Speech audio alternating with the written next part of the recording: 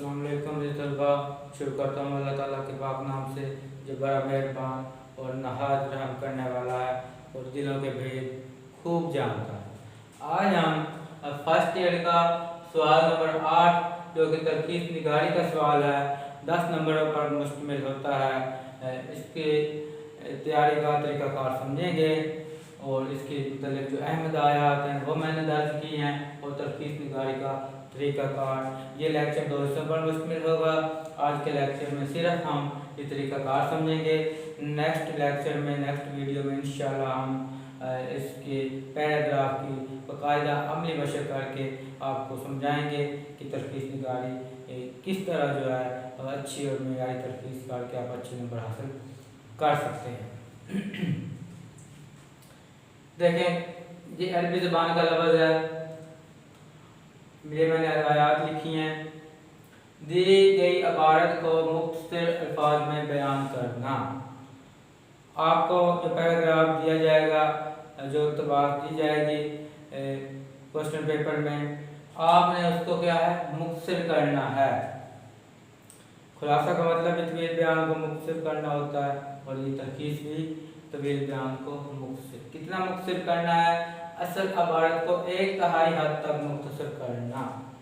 वो जो आपको इबारत दी गई होगी, मिसाल के तौर पे उस पैराग्राफ के 150 अल्फाज बनते हैं, तो आपने जो तरकीब करनी है वो 50 अल्फाज पर मुश्तमिल हो। उसके अंदर पैराग्राफ की तमाम ज़रूरी बातें आ जाएं, कोई गैर ज़रूरी बात ना आए और पूरी बात भी समझ में आ जाए और तरकीब भी 1/3 बन जाए। गैर मुतल्लिका मवाद से मुकम्मल परहेज़ करें। कोई बात जितनी भी ज़रूरी हो आप अपनी तरफ से कोई तबसरा नहीं करेंगे और कोई भी गैर मुतल्लिका बात जो है वो तरकीब में लेकर नहीं आएंगे। मिसाल के तौर पर अगर कुछ ऐसे अल्फाज आ जाते हैं जो बार बार रिपीट हो रहे हैं, तो फिर आप उनका अल्फाज जो है उन अल्फाज का इस्तेमाल एक ही बार करेंगे, तो इस तरह मुख्तसर करेंगे।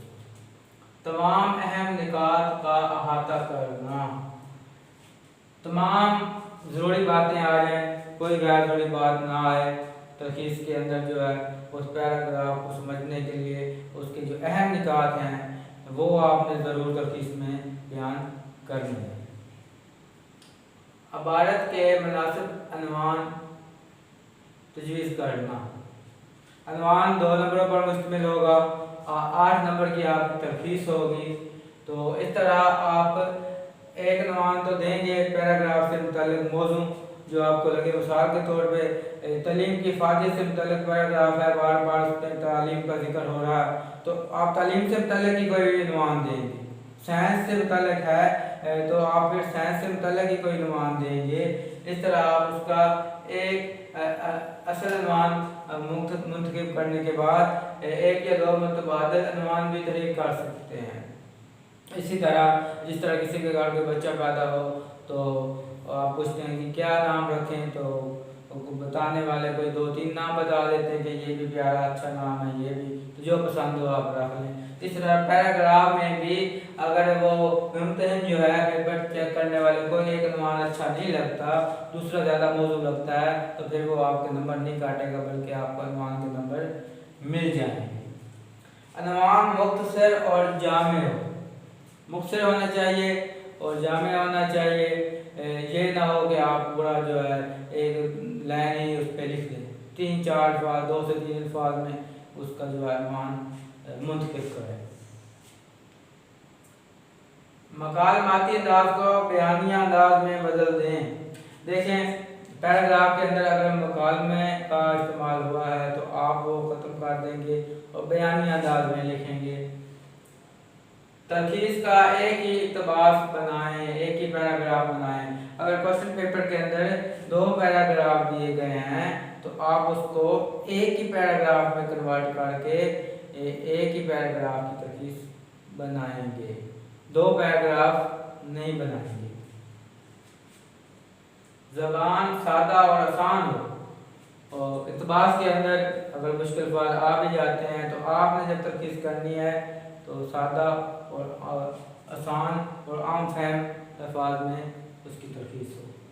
सवाली अंदाज के बजाय बयानी अंदाज में तलखीस की जाए। जैसे बताया कि मुकालमाती अंदाज खत्म हो जाता है, इसी तरह सवाली अंदाज भी खत्म हो जाएगा और आप बयानी अंदाज में उसकी जो तलखीस वो करेंगे।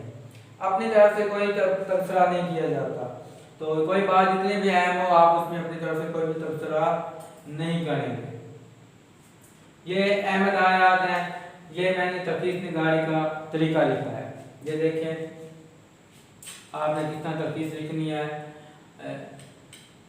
सबसे पहले आप सवाल नंबर देंगे, फिर सवाल और जो आपके दरमियान एक लाइन छोड़ देंगे, क्योंकि देखें उर्दू का पेपर ऐसा पेपर होता है जिसमें ज़्यादा से ज़्यादा लिखने पर नंबर मिलते हैं। तो ये सवाल ऐसा है कि बच्चे जो है इसको 4-5 लाइन में ख़त्म कर देते हैं। आपने इस तरह से बनाना है कि आपका एक सफ़ा बन जाए, एक सफ़े के करीब करीब ये बन जाए। वो आपने कैसे बनाना है वो भी मैं आपको इंशाल्लाह नेक्स्ट जब लेक्चर में अमली मशक करेंगे बताएंगे, लेकिन इसमें भी मैं आपको बता देता हूँ कि आप इस तरह हेडिंग बनाते जाएं। तलखीस निगारी लिखा है, इसके बाद आपने सवाल नंबर लिखा है, तो 3-4 लाइनें सवाल और जवाब के दरमियान एक लाइन छोड़ दें, फिर इबारत के कुल अल्फाज की तादाद लिखें। मिसाल के तौर पर 150 अल्फाज हैं तो यहाँ पे लिखें 150 तलखीस के लिए दस्तयाब अल्फाज। फिर आप उसको कैलकुलेट भी करेंगे, 150 एक तिहाई करना बटा 3 तो क्या बनेगा 50 अल्फाज बनेंगे। तलखीस के लिए जो आपको दरकार अल्फाज हैं जो दस्तयाब हैं वो आपको 50 अल्फाज चाहिए कि आपकी तलखीस वो 50 अल्फाज पर हो जाए। रफ अमल बराए तलखीस आपको बताया कि आप 3-4-5 लाइन में ये सवाल ख़त्म ना करें, बल्कि इस तरह से बनाएं कि आपका जो एक सफ़ा बन जाए। तो आप वहाँ पे एक रफ अमल भी बना सकते हैं, वहाँ पे हेडिंग देकर के रफ अमल बराए तलखीस, और उसके अंदर आप क्या करेंगे इबारत के अहम निकात जो है वो बयान करेंगे। पैराग्राफ में से डायरेक्ट आप अगर वो तलखीस करेंगे तो आपको मुश्किल होगी। अगर आप उस पैराग्राफ में से अहम निकात निकाल लेते हैं और फिर उनको मुख्तसर बयान करके तलखीस करते हैं तो आपको आसानी होगी। आप चाहें तो उसमें से एक मर्कजी निकात भी निकाल सकते हैं जिसकी मदद से आप इनवान निकालेंगे, लेकिन अगर आपसे वो नहीं होता तो आप इबारत के अहम निकात ज़रूर निकाल लें। फिर उसके बाद क्या है जी तलखीस शुदा इबारत। अहम निकात को मुख्तसर करने के बाद आपको ये देखना है कि अब आपके पास कितने बने हैं।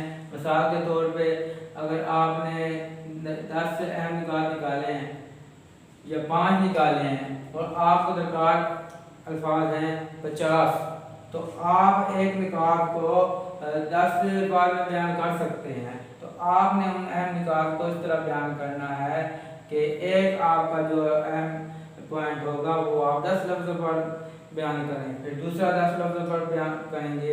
इस तरह आपके जो वो 5 अहम निकात हैं वो 50 अल्फाज पर मुश्तमिल होंगे। इस तरह आपने ये अहम निकात की मदद से तलखीस करनी है। तलखीस शुदा इबारत फिर आप लिखेंगे जी वो जो बनेगा। इसके बाद आप मौजू उन्वान देंगे, जहाँ भी आपको बता दिया उस इबारत से मुतल्लिक़ होना चाहिए। साइंस का टॉपिक है तो साइंसी उन्वान होना चाहिए, एजुकेशन का है तो एजुकेशन का से मुतल्लिक़ है, कोई महंगाई से मुतल्लिक़ या कोई ऐसा आ जाता है तो वो 2-3 लफ्ज़ में या एक अल्फाज पर भी मुश्किल हो सकता है। मुतबादिल उन्वान भी दे दें ताकि अगर आपका एक उन्वान दुरुस्त नहीं है तो आपको जो है मुतबादिल उन्वान आप ये नहीं कि 7-8 ही लिख दें, 1 या 2 मुतबादिल उन्वान भी दे सकते हैं। तो ये ज़्यादा ज़रूरी बातें थी। बाकी इंशाल्लाह नेक्स्ट लेक्चर में हम अब बाकायदा पैराग्राफ की अमली मशक करेंगे, उसकी तलखीस भी करेंगे। उम्मीद है आपको आज का ये लेक्चर आपको पसंद आया होगा। दुआ में याद रखिएगा। अल्लाह हाफ़िज़।